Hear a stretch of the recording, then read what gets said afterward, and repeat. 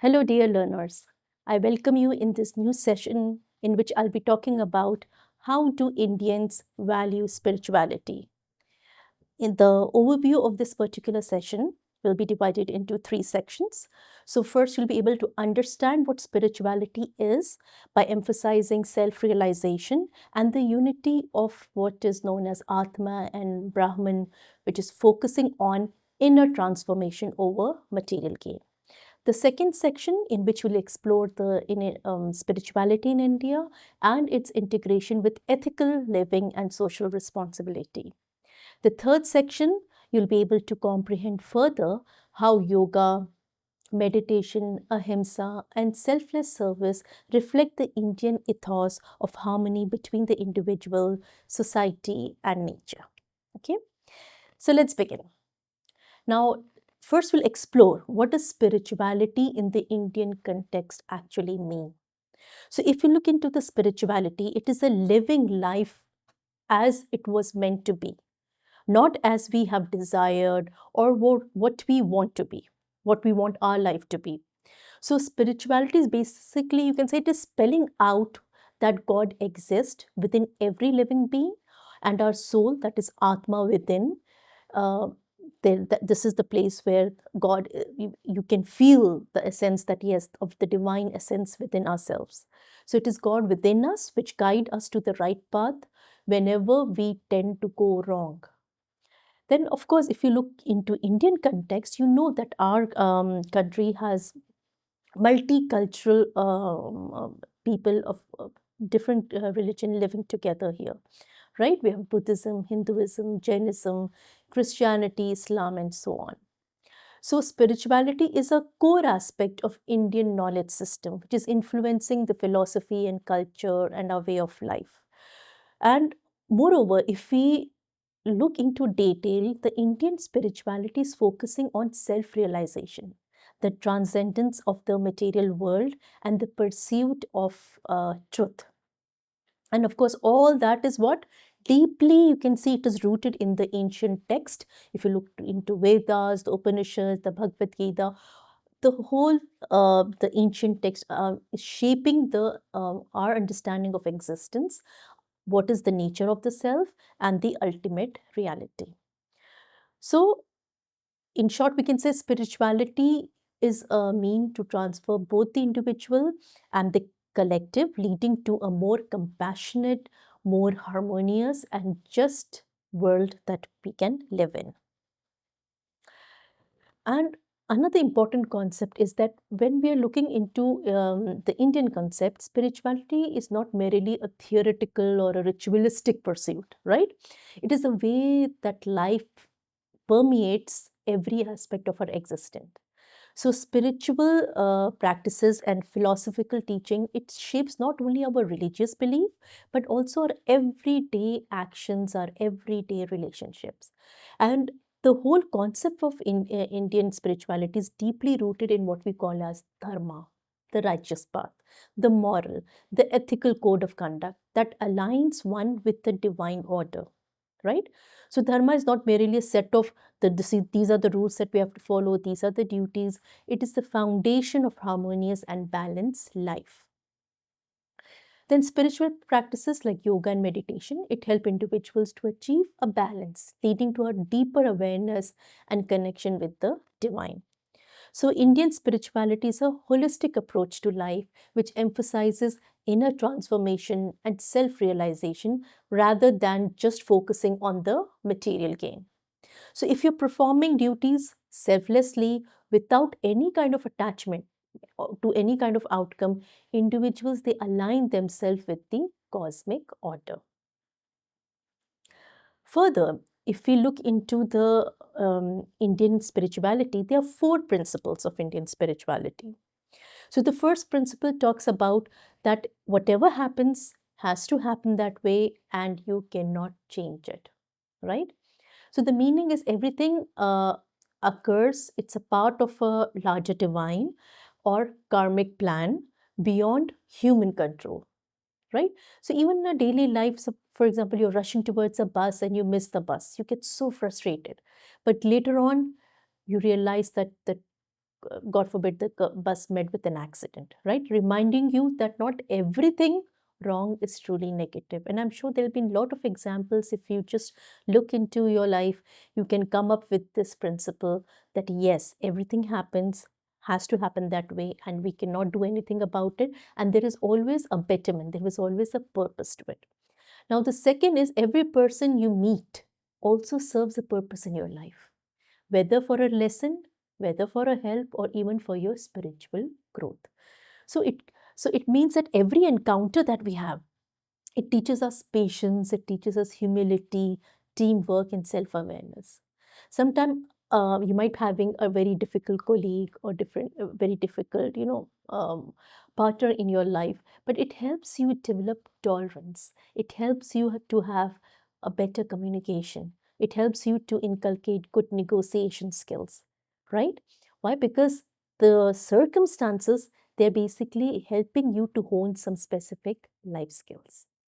Now, the third is whatever has to start in this life, there is always a fixed time for it. And it can only happen in that time, neither before or neither late. So events, we can say, they unfold at a destined time.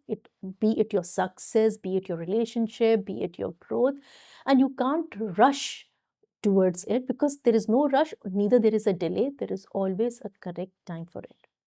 Sometimes, even when you go for an interview, job interview, you fail so many times. And then finally, you get the job of your dreams, or finally, you get the right positions when when you're truly ready for it, when the circumstances are ready for it.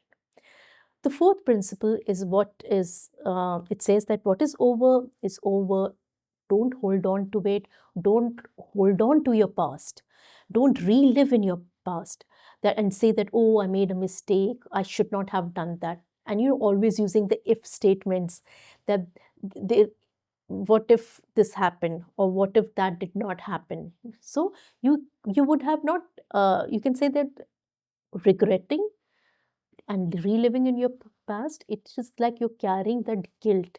And carrying guilt meaning that it is lowering your energy, it is lowering your power to concentrate. So it's interfering with your meditation as well. And so we must learn how to overcome this feeling of guilt and say what is over, right? So sometimes it also happens that after saying somebody very hurtful, when you're very angry, then you apologize, you make peace and move on, rather than replaying that moment again and again in your head and feeling guilty about it. Spirituality in Indian philosophy, which is the core of knowledge as well. So in the Vedic vision, it suggests that ultimate knowledge, or jnana, is not purely intellectual, but it is experiential. That is, it is the understanding is through the sensory perception, but not realizing the fundamental unity of all existence.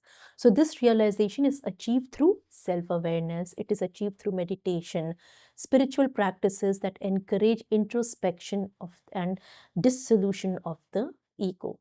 So if you look at the heart of Upanishad, the ancient philosophical text of Hinduism, we find that there's a profound exploration of two fundamental concepts. First is the atman, the soul, and then the second is the brahman, that is the ultimate reality. So let's have a look at both of them. So Brahman is basically the heart of the Indian spirituality, the ultimate reality that is infinite, formless, and changing. And it is not a mere abstraction or philosophical construct, but it is a source of essence of all that exists in the world. So it's a fundamental principle that pervades every aspect of the universe. And it is described in Upanishad as the ultimate reality that underlines and permeates all of creation. So it is a source of everything, transcending all attributes and forms. Then moving forward to the concept of Atma, the individual soul. So the whole concept of Atma is a central to Vedic understanding of spirituality. So Atma is not separate from Brahman, but is a microcosmic reflection of it. So the Vedic text, it teaches that the individual self is fundamentally united with the supreme reality. So this concept of unity between the Atman and the Brahman is often referred to as the realization of the non-dualist duality of existence. So the concept of Atma, that is the self, is considered a prana, breath in Indian philosophy. Now, coming to the unity of both these concepts, so the Upanishad, it unveils a profound insight and the relationship, what this relationship is talking about. So, this concept of non-duality, it asserts that the individual soul is identical to the universal reality, that is Brahman, at the deepest level, right? And it signifies that the true nature of the individual self is inseparable from the ultimate reality. Then coming to the illusion of Maya, that is Maya, which means which is an illusionary nature of the material world, right? Usually, the first thing that comes in our mind is the money, monetary thing, right? So so Maya, it causes individual to perceive themselves as separate from the ultimate reality. So this illusion of separateness is basically responsible for the cycle of birth and rebirth or samsara, leading individual to seek liberation from the confines of Maya and realizing the oneness of Atma and the Brahman. So the Upanishad, which is the inner journey of self-realization and liberation. So if you look at the early text, it directs the seeker's attention inwards, right? It is urging them to seek knowledge through introspection, meditation, and self-awareness. And this shift is basically a key feature of Indian spirituality, and it emphasizes on personal experiences and transformation. So the Upanishad also emphasized that the true knowledge is not something that can be taught through words, but it must be realized through direct experience, the experiential learning that I talked about. So they stress the importance of personal experience and inner revelation as well. Then coming to the ultimate goal of human life, so according to Upanishad, it is self-realization, the direct knowledge of one's true self as Atma. Moreover, then through meditation, through self inquiry and contemplation, any individual can transcend and, and transcend the limitation of the ego and they can attain union with the Brahman. And this, you can say, this state of spiritual realization is what we call as moksha, liberation from the cycle of the samsara or the cycle of the Maya that we just talked about it, and the ultimate freedom of the soul.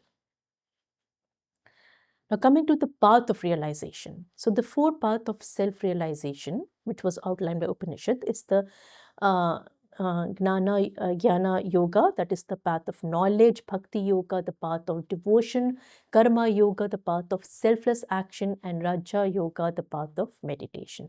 Now, each path, it is providing a unique approach to discovering the oneness of Atma and Brahma.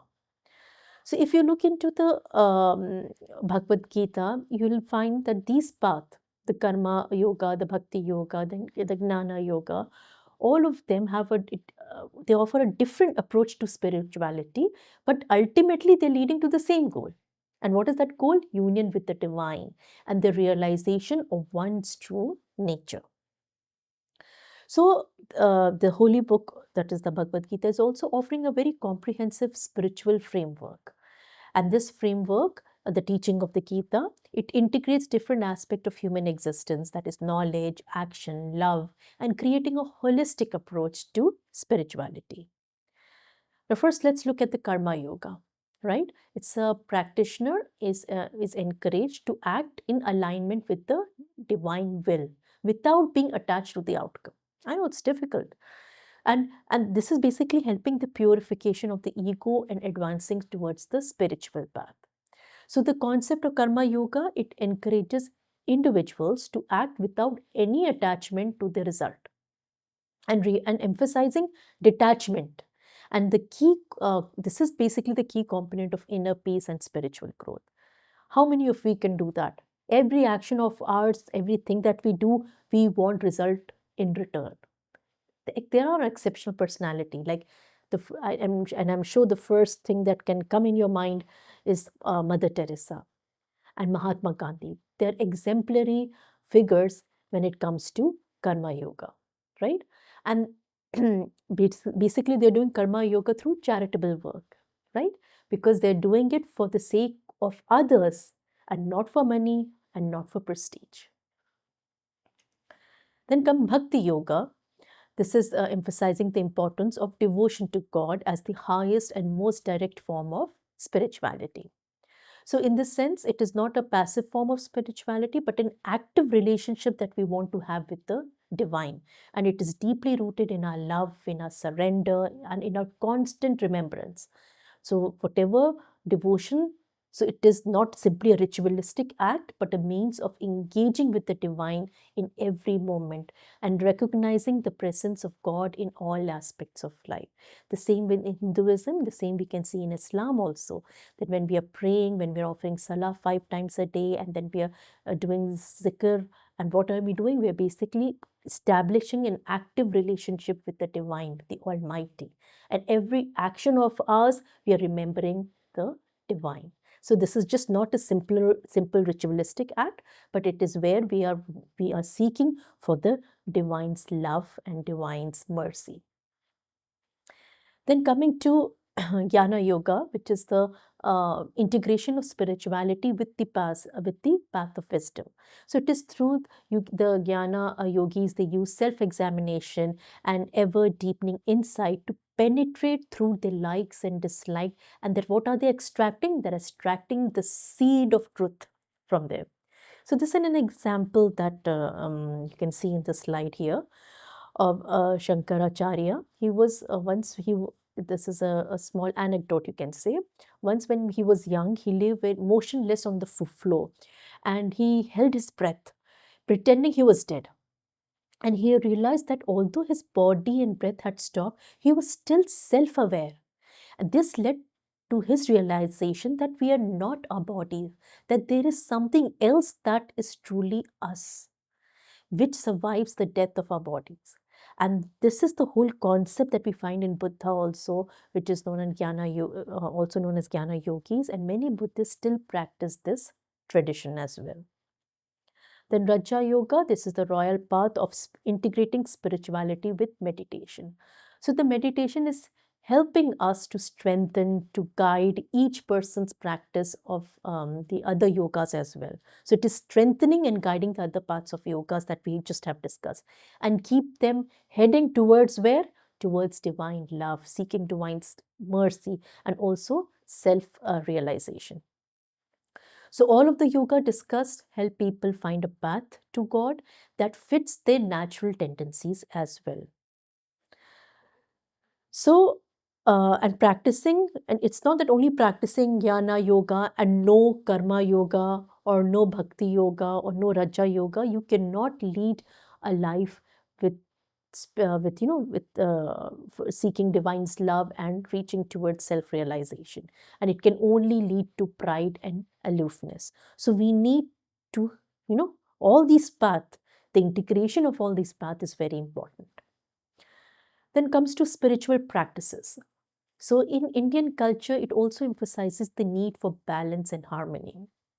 So we have different spiritual practices, the famous yoga, meditation, and mindfulness, which serve as a tool for achieving mental, physical, and spiritual well-being. So the holistic understanding of health in Indian philosophy, it is basically highlighted by interconnection between physical, mental, and spiritual well-being. Then coming to the practice of ahimsa, that is non-violence. So ahimsa, it advocates for respect for all forms of life and emphasizing compassionate, it's emphasizing love and kindness, right? So the practice of ahimsa reflects the broader Indian understanding that spirituality is not confined to personal liberation, but it extends to the well-being of society and the world at large. So the values related to non-violence, we can further divide it into two. We have the psychological values like benevolence, compassion, concern for others, consideration, forbearance, forgiveness, and so on. And the second categorization of the values of non-violence is social, in which we are appreciating others' culture, we are taking care of the environment, citizenship, equality, national awareness, perseverance, respect for property, and social justice. Right? Then coming to social responsibility, that's the another part of this topic today. So social responsibility is not just a goal. What are we doing? It is the way to bring people together and improve everyone's life. That's the ultimate objective. So earlier, when we looked into the history, we saw how the king and the wealthy landlords, they expected, to engage in deeds that would benefit the larger community, right? Building temples, rest houses, providing relief during famines and droughts, and so on. And this concept of community welfare, social welfare, that is also reflected in other religions, like for example in Islam, it is related, it is also the whole concept can be allied to the concept of zakat, right, which imposes an obligation. That means a fraction of the income has to be given to the poor people, right? It's the same with Christianity, the whole traditional forms of charity, that is also being, being philanthropy, that also has that parallel theme, that how we are basically, providing our self services and social services to the needy people. So if you look into the roots of philanthropy, this is also present in our Indian spirituality. The need to satisfy the demands or the wants, the basic wants of our community members, and to see them thrive as well, right? And and so the whole concept of is also, if you look into Buddhism, Jainism, Hinduism, and Islam, it is stressing on charity, dana, right? Which is the central basis for personal happiness. And you feel so good, don't you? And the whole concept of giving, the self sacrifice and giving somebody something, and the person is thanking you, or that has a big smile on their face, that in itself gives you such a, that that the whole essence of, you can say, the reward, your ulterior motive can be reflected through that, and you feel that you have achieved some very big reward for that kind of a thing, right? So even the Bhagavad Gita talks about the importance of nishkama karma, which is valorizing the individual who does something on the basis of his or her duty, with no consideration whatsoever of any kind of reward or any kind of prestige or any kind of perks as well. Then, of course, we have the social reforms also. During this period, many social reformers, they talked about they gave the ideas of freedom and equality with Indian spiritual beliefs, intermingling Indian spiritual beliefs as well. So, of course, these changes were influenced by major reform movements, especially the Brahmo Samaj and the Arya Samaj, both of which claimed Vedic sources to condemn practices such as animal sacrifices, ancestor worship, pilgrimage, priest craft, the belief in incarnation of a god, the hereditary caste system, untouchability, and child marriages, the social evils that were present there, that were the targeted. And through these social reforms, we were able to talk about and we were able to remove these social evils from the society. Then if you look at the role of different bodies, how are they contributing towards social responsibility? Of course, we have the role of government, which also plays a very important role, just like Swachh Bharat, Atman Bharat, that is planted tree, they're all linked for protection of environment. Then role of financial institution, that is RBI, is also encouraging Indian banks to support the cause in every possible manner, whether it be through funding for health, for sanitation, education, and basically we have to eradicate or minimize or mitigate poverty. Then coming to the role of NGOs, they're also, NGO is, they're the commanding voice, they're the voice link between the needy people and the government. That's how through NGOs we're able to understand what the needy people or the marginalized section of a society's problems are, and they're the voice of the women, the children who are, and the other marginalized section of the society. So they hold a very important role in the society, in helping or implementing various goals for businesses and other financial assisted programs. Then, of course, there's some roles of individual volunteers as well, right? We have blood donations. There are regular blood banks, hospitals, and agency that collect blood from volunteers. Then we have organ donation also. So there are many volunteers who donate organs, and they're helping create awareness about organ donations, which are also saving lives. Then cleanliness and saving environmental campaign. Across the globe, we can see that how people, the government, and the NGOs are all collaborating together to save the environment, for making the environment green, and for fighting and combating against climate change, providing clean drinking water, transforming waste into useful material, and keeping their surrounding clean. Then every child, youth, and adult citizen must consider themselves as an environmental protection volunteer, right? Which is striving to realize the world's sustainable goals, and they're striving to achieve the sustainable goals by 2030. So, to conclude, if you look at the Indian spirituality, it forms the moral and philosophical foundation of the nation's cultural and social life. And it is promoting a balanced approach where self realization and social responsibility, both of them coexist. And they're guiding individuals to act with compassion, with integrity, and self awareness. So, all that is what it is rooted in our ancient wisdom.